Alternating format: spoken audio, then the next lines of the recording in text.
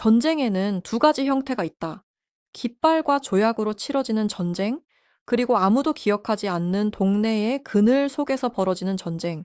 우리는 스스로에게 말한다. 정의는 경찰에게, 법정에게, 그리고 제복을 입은 이들에게 속한다고.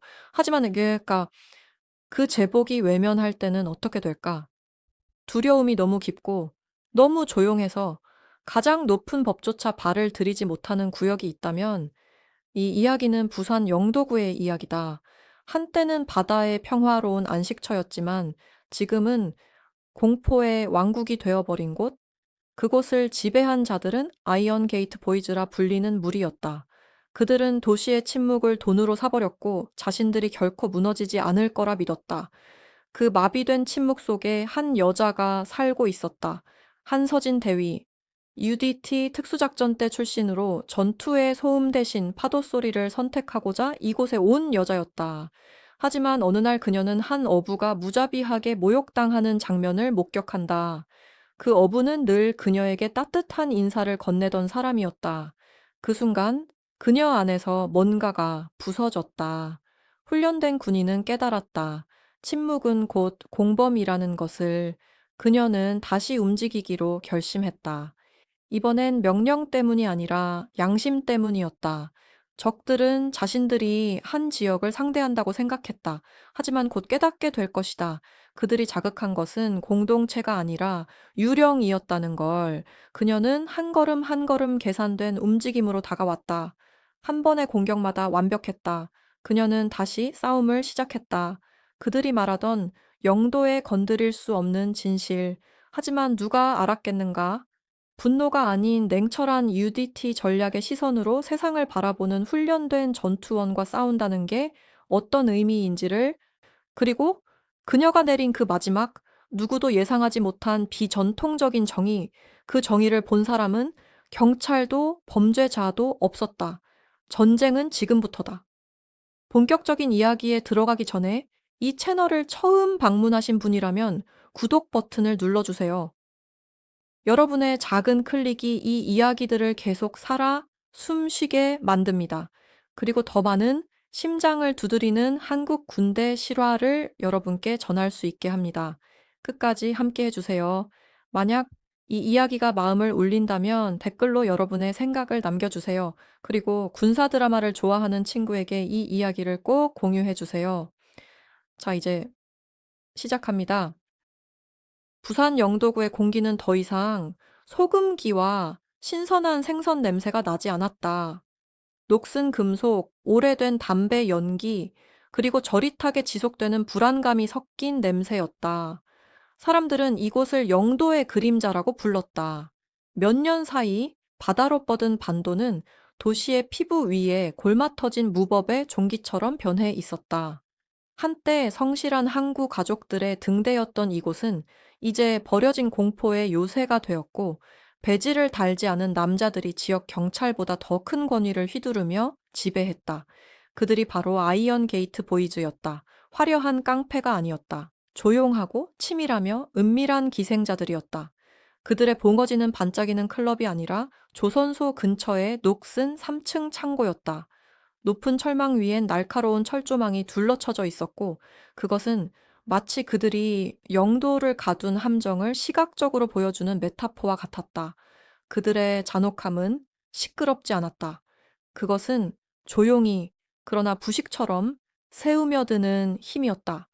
보호비를 깜빡한 상인은 다음 날 아침 자신의 국밥집 창문이 깨져 있는 것을 발견하거나, 더 나쁘게는 딸이 학교에 가는 길목이 무표정한 남자들에게 막혀 있는 것을 발견하곤 했다. 경찰은 물론 알고 있었다. 모두가 알고 있었다. 하지만 아이언 게이트 보이즈는 깊고 정교한 지역 부패의 시스템 위에서 움직였다. 맞서다간 경력이 끝장날 일이었다. 그래서 법은 그 선을 그었고 톨게이트 다리 너머 영도는 존재하지 않는 것처럼 취급했다. 그 숨막히는 침묵 속에 한서진 대위가 살고 있었다. 그녀는 UDT seal 특수부대에서의 혹독하고 위험한 세월을 지나 휴식을 찾기 위해 이곳에 온 것이었다. UDT는 절대적 정밀함의 세계였다. 실패는 죽음을 의미했고, 오직 규율만이 통용되는 곳, 영도는 느린 시간과 멀리서 들려오는 항구의 포말 소리로 그녀에게 치유의 장소가 되어야 했다. 전투복 대신 단순한 어두운 운동복을 입었지만 그녀의 어깨선은 여전히 군인의 체형을 드러냈다. 아파트에서 바다가 보였고 아침이면 험준한 해안길을 달리며 겨울 바람에 차가운 물보라를 익숙하게 느꼈다. 수개월 동안 한서진 대위는 궁극의 군인 후퇴를 실천했다. 즉, 철저한 관여 중단이었다. 진하고 쓴 커피를 만들고 작은 아파트를 반듯하게 유지하며 항구 근처의 서성이는 건장한 남자들을 두 번 다시 쳐다보지 않았다. 그들의 짙은 재킷에는 어떤 조직 표식도 없었다. 그녀는 스스로에게 말했다. 이건 작전이 아니다. 내 싸움이 아니다. 현역에서 겪은 트라우마 끝에 얻은 평화는 그녀에게 최우선이었다. 개입한다면 오랫동안 잠가두었던 폭력의 금고를 다시 열어야 할 터였다. 수없이 등을 돌렸고 이를 악물며 상인들의 눈에 서린 공포를 외면했다. 하지만 수년간의 특수군 훈련으로 다져진 윤리적 나침반은 쉽게 재조정되지 않는다. 그날 오후 비는 차갑고 음울하게 내리고 있었다. 좁은 골목길은 검고 젖은 거울처럼 반짝였다. 서진은 장을 보고 돌아오던 중 덮개가 씌워진 포장마차 근처에서 소란을 목격했다. 값싼 나일론 재킷을 입은 세 명의 남자가 늙은 어부 김만호를 둘러싸고 있었다. 김만호는 조용하고 세월에 길들여진 남자였다. 항상 가장 싱싱한 고등어를 팔았고 항상 꼭 몇 마리를 덤으로 주며 손을 흔들어 계산을 거절했다. 그는 그녀가 지키고 싶은 조용한 삶의 일부였다. 비에 젖은 얼굴에 한 건달이 한국어를 뱉듯 말했다. 아이언 게이트가 자선단체인 줄 알아. 늙으니? 오늘 보호비 2배야. 김만호는 떨리는 손으로 근근히 모은 돈을 들며 말했다. 오늘 번 돈 전부예요. 날씨. 건달은 그의 말을 끝까지 듣지 않았다. 짧고 잔혹한 손바닥 한 대가 노인의 얼굴을 갈랐다. 그 소리는 비를 가르며 총소리처럼 울렸다. 김만호는 상자 더미에 부딪히며 몸을 굽혔다. 작은 몸은 마른 갈대처럼 쓰러졌다. 그는 소리를 지르지 않았다. 그저 입술을 감싸며 굴욕을 견뎠다. 그 손바닥이 한선진의 경계선을 무너뜨린 순간이었다. 그 순간 그녀가 과거에 쌓아 올린 벽이 무너졌다. 무력한 어부가 아니라 해외에서 싸웠던 같은 냉혹한 악이 값싼 가죽을 걸치고 자신의 동네를 해치고 있었다. UDT의 규율, 위협평가의 순간적 판단, 영초 의사결정 능력, 이 완벽히 작동했다. 장바구니를 내팽개쳤다. 사과가 젖고 더러운 시멘트 위로 굴러갔지만 그녀는 신경 쓰지 않았다. 주먹이 불끈 쥐어졌다. 지옥 같은 배치를 견뎌낸 익숙한 차가운 결의가 감각을 장악했다. 법이 움직이지 않는다면 그녀가 빗방울 속에서 거의 속삭이듯 중얼거렸다. 내가 움직이겠다. 서진은 천천히 의도적으로 한 걸음 내디뎠다. 빗물로 미끄러운 아스팔트 아래 신발이 단단히 닿았다. 선택이 아니라 폭발이었다. 아이언 게이트 보이즈는 곧 알게 될 것이다. 그들이 방금 건드린 조용한 여자가 단순한 민간인이 아니라 자신의 평화를 끝낸 전 UDT 대위라는 사실을. 마지막으로 깡패들이 본 것은 세상의 균형이 기울기 직전 비가 노인의 입술에 묻은 피를 씻어내는 모습이었다. 아이언 게이트의 집행자들은 일제히 돌아섰다. 그들은 허둥대며 울부짖거나 저주를 퍼붓는 한 지역 여성을 보리라 예상했다. 대신 마주한 것은 전 UDT 대위, 자세는 팽팽히 긴장한 채 완벽히 고정되어 있었고 눈빛은 깨진 화관감 같았다. 한서진은 경고를 외치거나 웅장한 동작을 취하지 않았다. 그녀는 단순히 거리를 좁혔다. 그 싸움은 난투가 아니었다. 시범이었다. 첫 번째 깡패는 놀람과 오만에 취해 엉성한 오른손 훅을 휘둘렀다. 서진은 피하지 않았다. 그녀는 축을 바꿨다. 그의 예상에 없던 각도로 몸을 돌려 그 주먹이 귀를 세우칠 뿐 지나가게 했고, 자신의 왼손은 채찍처럼 뻗어 손바닥 뒤꿈치로 그의 하악을 타격했다. 그 타격은 공합 해머의 타격처럼 통제된 타격이었다. 남자의 눈은 바닥을 향해 뒤집히기 전에 이미 굴렀고, 그의 두개골이 젖은 아스팔트와 맞닿는 소리는 끔찍하게도 결정적이었다. 두 번째 남자는 얼어붙었다. 그의 허세는 즉시 증발했다. 그는 재킷 속에 숨긴 칼을 꺼내려 했지만 서진은 이미 다시 움직이고 있었다. 낮고 빠르게.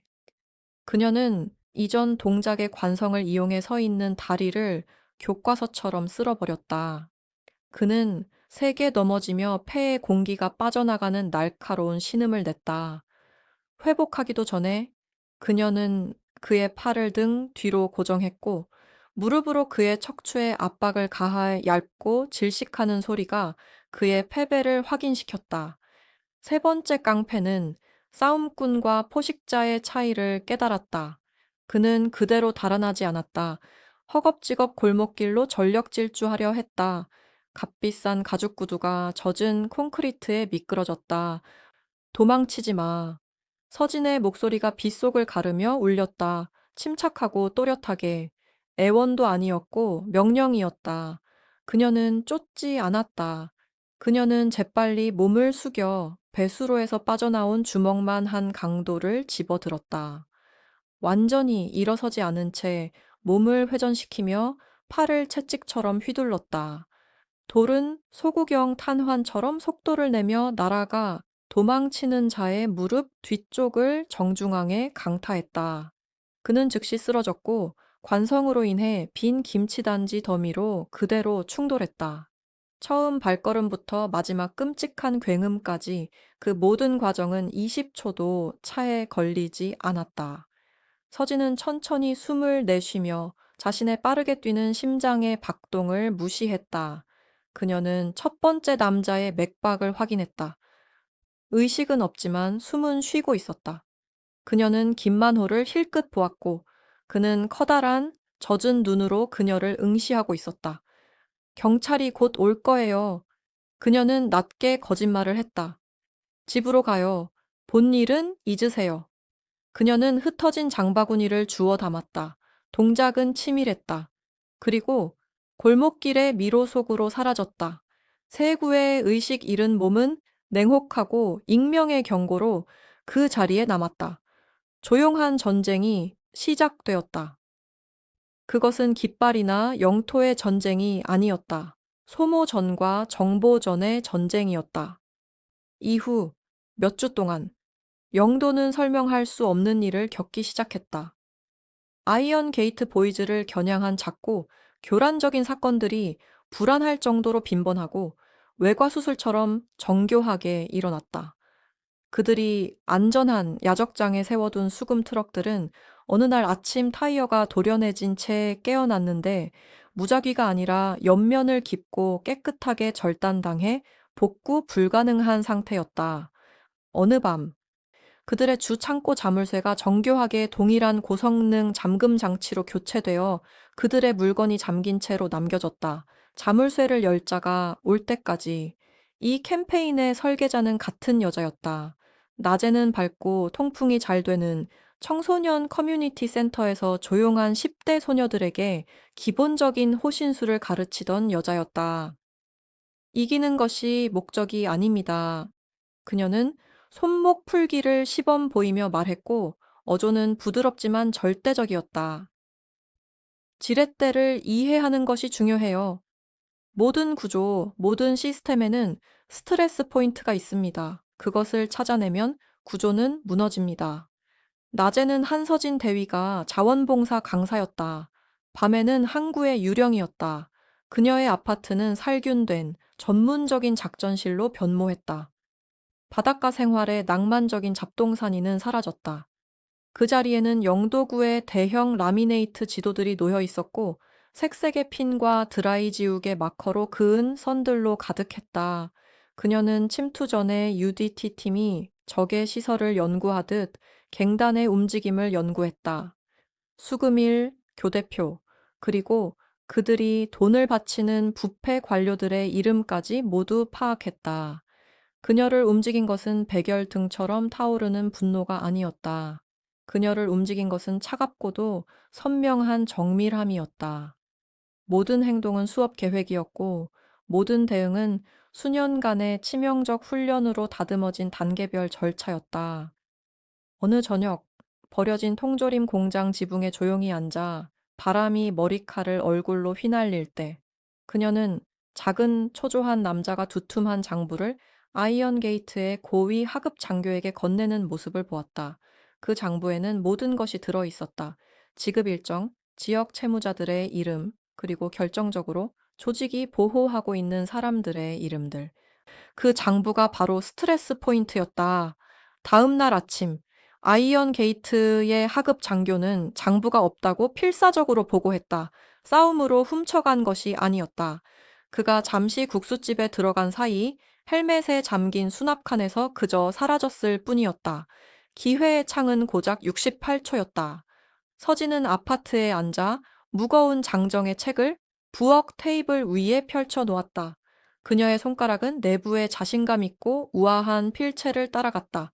수년간의 조용한 공포의 기록이었다. 진정으로 적을 이해하면 그녀는 UDT의 현장 정보 좌우명을 흉내내며 속삭였다. 힘이 필요한 것이 아니다. 타이밍이 필요하다. 그녀는 얇고 차가운 미소를 지었다. 이제 지도가 그녀에게 있었다. 아이언 게이트의 우두머리, 강도현은 익명으로 끔찍한 소포를 받았다. 도난당한 장부 전체가 아니라 그 장부에서 뜯어낸 단 한 페이지, 아주 깨끗한 상태로 그 페이지에는 그의 최대 자산의 이름이 붉은 잉크로 동그라미 쳐 있었다. 부산의 고위 경찰관 한 명이었다. 동봉된 쪽지에는 군인 송을씨로 단 두 단어가 적혀 있었다. 시계 더 클락. 그는 즉시 이것이 아마추어의 소행이 아니란 것을 알았다. 그는 내부 모임에 전화를 걸었다. 그 여자를 찾아라. 아이언 게이트 보이즈의 무소불위의 지배자 강도현은 익명의 소포를 바라보았다.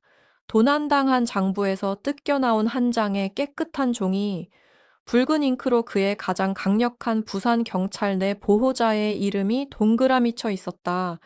동봉된 쪽지, 시계 더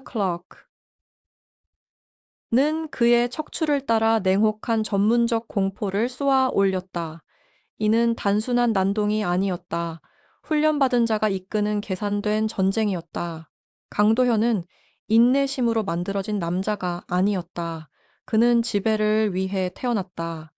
그의 부하들이 처음으로 타이어가 도려지고 유령 같은 절도 사건을 보고했을 때 그는 웃으며 단순한 불운으로 치부했다.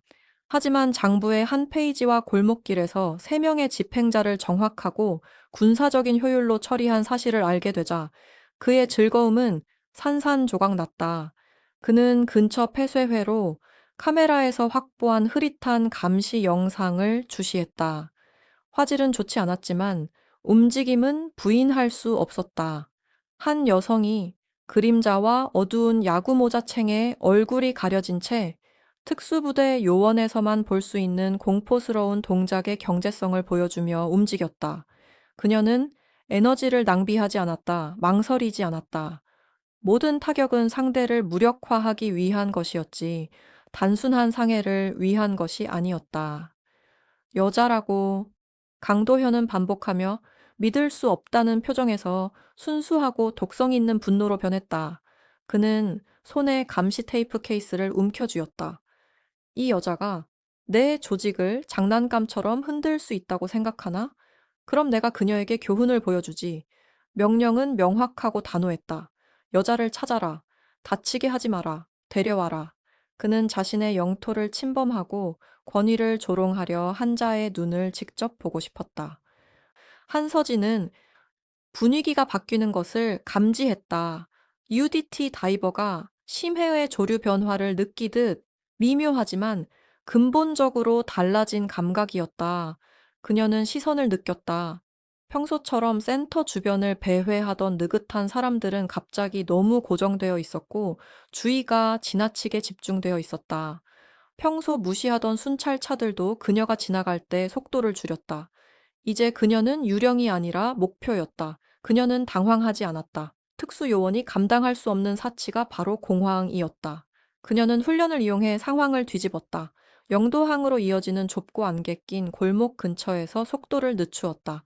매복의 완벽한 장소였다. 만약 대결을 원한다면 그녀가 장소를 선택할 것이다. 해가 거친 언덕 너머로 지며 하늘이 폭력적인 주황과 멍든 보라빛으로 물들던 바로 그 순간 그녀가 어망이 쌓인 모퉁이를 돌자 그림자 속에서 5명의 남자가 나타나 항구로 가는 길을 막았다. 그들은 이전에 만난 깡패들보다 크고 조용하며 분명 더 심각했다. 서진은 멈춰 섰다. 손은 편안하게 옆에 두고 손바닥을 펼쳤다. 식어가는 저녁 공기 속에서 그녀의 숨결이 희미하게 안개처럼 퍼졌다.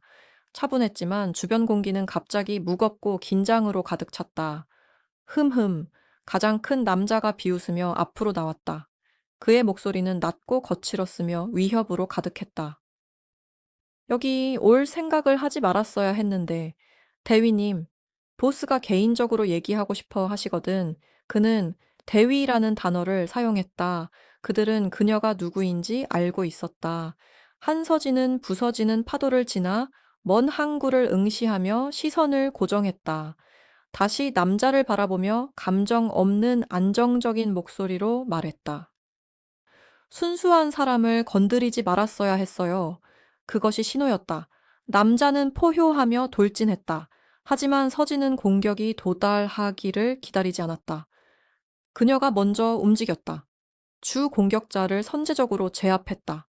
그녀는 무게를 낮추고 완벽한 타이밍으로 다리 잡기, 테이크다운을 실행해 가장 큰 남자를 즉시 바닥에 눕혔다. 그 다음은 혼돈이 아니었다. 오직 생사 임무를 맡은 자에게만 가르쳐진 냉혹하고 효율적인 폭력의 안무였다. 쓰러진 남자를 피벗 포인트로 삼아 두 번째 공격자가 휘두르는 거친 파이프를 피했다. 그녀의 팔꿈치는 피스톤처럼 올라가 남자의 흉골을 강타했다. 그는 떨어지며 숨을 헐떡이며 가슴을 움켜쥐었다. 남은 3명은 잠시 망설이며 속도와 정확성에 마비됐다. 서진은 그 틈을 이용했다. 좁은 골목의 장점을 활용해 한 명을 벽으로 몰았다. 복부 중심부를 빠르게 찌르고 목 뒤를 내리치는 단번의 타격으로 무의식 상태로 만들었다. 마지막 2명은 전술적 실수를 범했다. 분리됐다. 서진은 가장 가까운 자를 제압하며 원래는 소총 탈취용으로 설계된 기술을 응용해 손목을 잔혹하게 꺾었다. 날카로운 비명 소리가 창고, 벽에 메아리 쳤다. 마지막 남자는 남은 잔혹함과 기술을 목격하고 완전히 무너져 손을 들어 항복하며 밤속으로 달아났다. 싸움은 53초 만에 끝났다. 서진은 3명의 의식 잃은 몸 위에 서서 깊고 안정적인 호흡을 했다.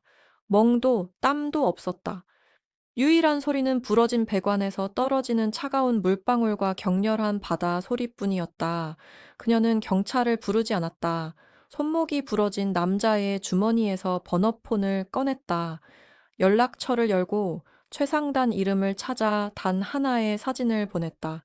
3명의 의식 없는 얼굴을 정확히 그들이 쓰러진 위치에서 촬영한 사진이었다. 그 순간 영도는 변하기 시작했다. 아이언 게이트 보이즈는 더 이상 민간인과 맞서는 것이 아님을 깨달았다. 그들은 이해할 수도 통제할 수도 없는 자연의 힘과 맞서고 있었다. 강도현은 패배한 부하에게서 사진을 받았다. 그는 두려워하지 않았지만 더 깊고 끔찍한 결의가 그의 눈빛에 있었다. 그는 이제 이것이 단순한 갱단 싸움이 아니라 자신의 인생 업적에 대한 개인적인 복수임을 깨달았다. 즉시 최고 수준, 가장 위험한 자산과 접촉했다. 다른 깡패가 아니라 장부에서 붉게 동그라미 친 부패 경찰관이었다. 그의 계획은 더 이상 단순 회수가 아니라 체계를 이용한 제거였다.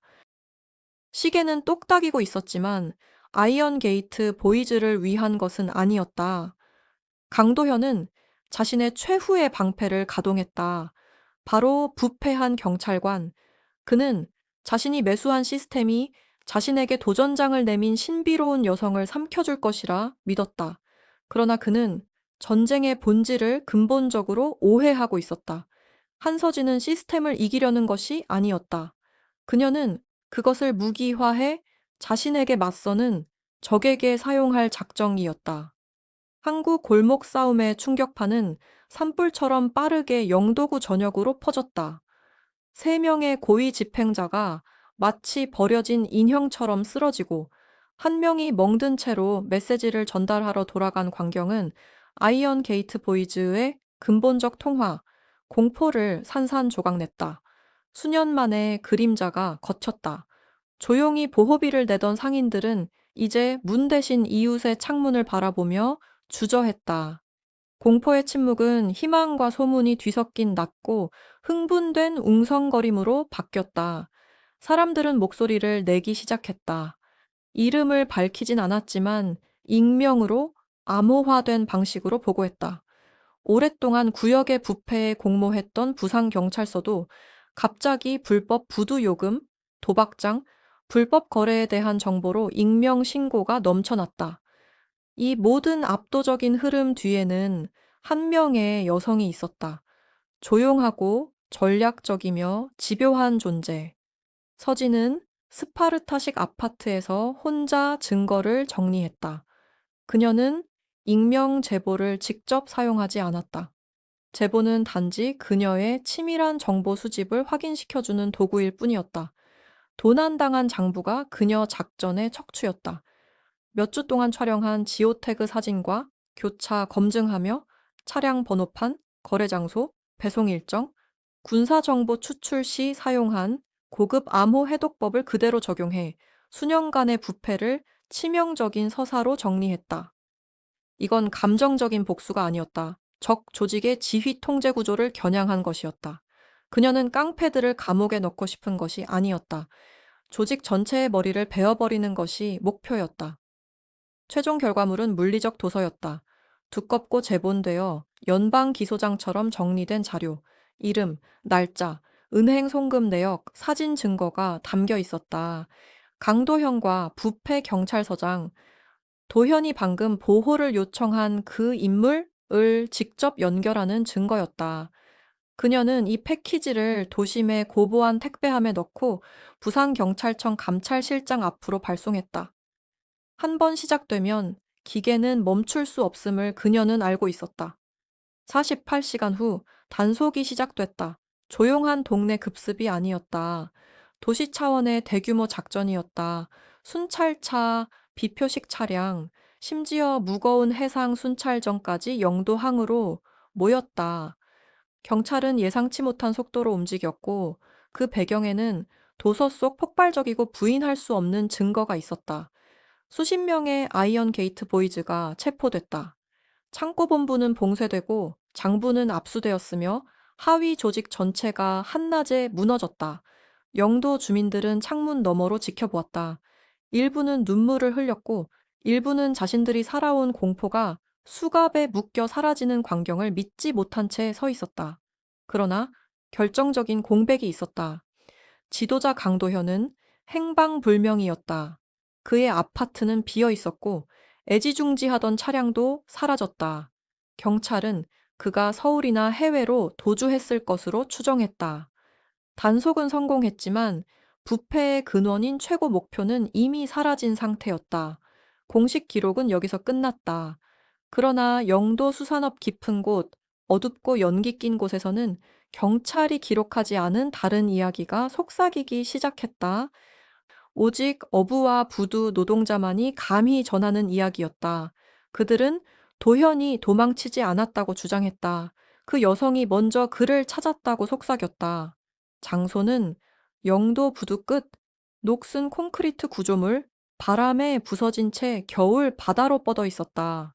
파도는 아래의 바위에 부딪혀 끊임없이 포효하며 모든 소리를 삼켰다.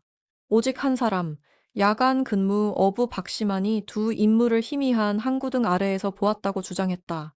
강도현은 바다를 향해 걸으며 소리치고 손짓하며 화를 내고 있었다. 한서진은 움직이지 않았다. 혹독한 바닷바람 속에서도 UDT 훈련이 그녀를 단단하게 지탱했다. 그는 논쟁을 들을 수 없었다. 거친 파도 소리 때문에. 마지막 그물 하나를 끌어올리며 단 한 문장만 선명히 들었다. 물살 소리를 뚫고 울리는 그녀의 목소리였다. 정의는 항상 제복을 입고 있진 않아요. 가끔은 상처를 입고 있죠. 그리고 침묵. 어부는 긴장된 미신처럼 시선을 피하고 다시 그물을 돌보았다. 5분 후 다시 돌아보니 여자는 홀로 남아 있었다. 난간에 서서 거센 파도를 바라보다가 천천히 도시 어둠 속으로 걸어 들어갔고 뒤돌아보지 않았다. 강도현은 다시는 목격되지 않았다. 시신도 발견되지 않았다. 경찰 사건 기록은 단순 도주 사건으로 남았다. 어부는 새벽, 그물에서 물고기 대신 작은 무거운 물체를 발견했다. 단단히 플라스틱에 쌓여 있었고 바다와 소금 냄새가 약하게 배어 있었다. 그녀가 풀어보니 군사용 암호화 USB 드라이브였다. 드라이브 안에는 단 하나의 파일이 있었다. 노훈, Contingency Plan Alpha. 한서진 대위는 정의를 위해 어떤 마지막 행동을 취했을까? 그리고 갱단 리더의 마지막 파일이 담고 있는 결정적 비밀은 무엇일까? 강도현의 실종 사건, 그리고 어느 어부의 그물에 걸려 올라온 군용 등급의 암호화 USB 하나, 거기엔 이렇게 적혀 있었다. 도훈, Contingency Plan Alpha. 마지막, 폭발적인 비밀이 남아있음을 암시하는 단서였다. 대대적인 검거 작전의 충격이 가라앉고 조직의 우두머리 강도현의 행방에 대한 침묵이 길어지자 영도 사람들은 서서히 현실을 받아들이기 시작했다. 영도가 다시 숨 쉬고 있었다. 수년간 짓눌러 왔던 보이지 않는 공포가 사라졌다. 닫혀있던 가게들의 셔터가 하나둘 올라가고 유리창은 닦여 반짝였다. 부둣가를 뛰노는 아이들의 웃음소리는 더 이상 조심스러운 속삭임이 아니었다. 그건 명확한 선언이었다. 이제 다시 평범한 삶이 돌아왔다는. 거래 하나, 대화 한마디까지 억눌러 왔던 그 끈적한 두려움은 흔적도 없이 증발했다. 한때 조직원들이 서성거리던 그 자리는 이제 뜨거운 떡국 한 그릇 앞에서 담소를 나누는 노인들이 차지하고 있었다. 법은 영도를 지켜내지 못했지만 법의 손이 닿지 않는 그 바깥에서 한 사람의 결단이 영도를 해방시켰다. 한서진 대위는 조용히 일상으로 돌아왔다. 그녀는 공을 주장하지 않았다. 항구를 기웃거리며 유령의 정의를 취재하려는 기자들에게도 한마디 하지 않았다. 세상 사람들에게 그녀는 단지 몇 달 전 영도로 이사 온 지역 사회 봉사에 헌신하는 한 여성일 뿐이었다. 그녀의 걸음은 여전히 절제되어 있었고 표정은 늘 담담했다. 그녀는 자신이 해야 할 일을 했다는 사실만으로 충분했다. 그녀는 다시 청소년 센터로 돌아가 수업을 이어갔다. 자기 방어 수업에는 점점 더 많은 소녀들과 젊은 여성들이 모여들었다. 그들은 말없이 그러나 불타는 눈빛으로 그녀를 바라봤다. 서지는 기술을 가르쳤다. 막기, 피하기, 방역하기. 그러나 진짜로 가르친 건 마음가짐이었다. 용기는 힘의 문제가 아니에요. 용기란 아무도 나서지 않을 때 일어서는 거예요. 그들의 두려움보다 당신의 가치가 크다는 걸 아는 것, 그걸 매일 선택하는 게 진짜 용기예요. 그녀의 말에는 흔적이 있었다. 눈에 보이는 상처와 보이지 않는 상처들, 그것이 바로 그녀의 자격이었다. 그녀에게 새겨진 훈련은 단지 육체적인 것이 아니었다. 그건 도덕적 구조, 공식 체계가 무너졌을 때조차 행동하게 만드는 군인으로서의 윤리였다. 영도의 사람들은 여전히 그녀를 이야기했다. 저녁 식탁 위에서, 시장 구석에서. 그들은 그녀를 하나의 전설로 엮어갔다. 그림자처럼 나타나 폭풍처럼 움직이며 관료제조차 막을 수 없던 어둠을 걷어낸 여자. 그들은 그녀를 역사 속 영웅에 비유했다. 가장 어두운 시간의 모습을 드러낸 침묵의 수호자. 그녀에게는 제복이 필요 없었어요. 과거 아이언 게이트 보이즈에게 갈취당했던 노상점 주인이 말했다. 그의 눈은 오랜만에 맑았다. 그녀에게 필요한 건 이유였죠. 그리고 그 이유를 찾은 순간 그녀는 어떤 경찰보다 강력해졌어요. 용기의 한 번의 행동이 온 구역을 해방시킬 수 있습니다. 증거도 자백도 없었다. 하지만 누구도 그녀에게 묻지 않았다. 모두가 알았다. 그녀가 바로 영도의 침묵의 수호자라는 것을. 늦가을의 어느 맑은 아침, 햇살이 항구를 부드럽게 비추는 시간, 서진은 러닝을 마치고 김만호 어부의 가게 앞에 멈췄다. 그녀의 싸움을 시작하게 만든 그 어부였다. 그는 조심스레 손수 포장한 고등어를 내밀었다. 감사의 표시였다. 그날 밤 부두에서 있었던 일은 결코 입에 올리지 않았다. 그럴 필요도 없었다. 그녀가 인사하며 돌아서려는 순간 김만호가 낮고 진지한 목소리로 불렀다. 한 대위님. 그녀는 멈춰 섰다. 그가 대위님이라 부른 것은 처음이었다. 모든 걸 알고 있음을 의미하는 그 한마디였다. 몇 달 전에 바위 근처에서 이상한 걸 발견했습니다. 그가 손을 내밀었다.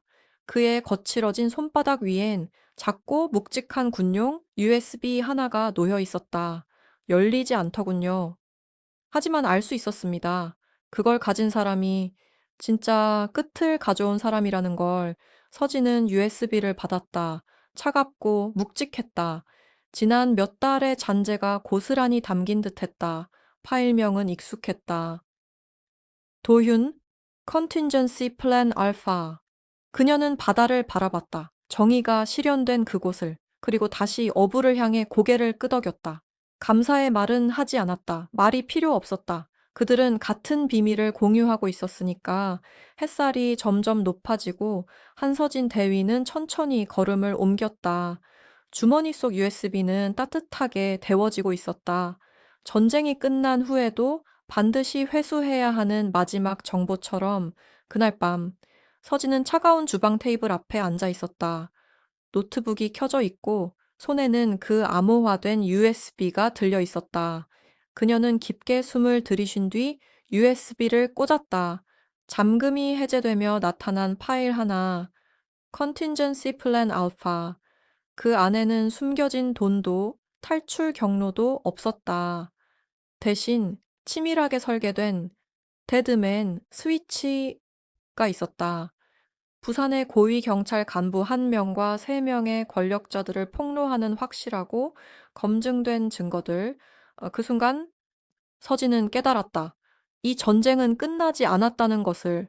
침묵의 수호자는 이제 더 넓고 더 위험한 싸움에 들어서야 했다. 부산 전역의 부패를 정화하기 위한 새로운 전쟁의 시작이었다. 이 감동적인 군사 실화를 시청해 주셔서 감사합니다. 더 많은 이야기를 놓치지 않으려면 구독과 좋아요를 눌러주세요. 곧 또 다른 이야기가 여러분을 기다리고 있습니다.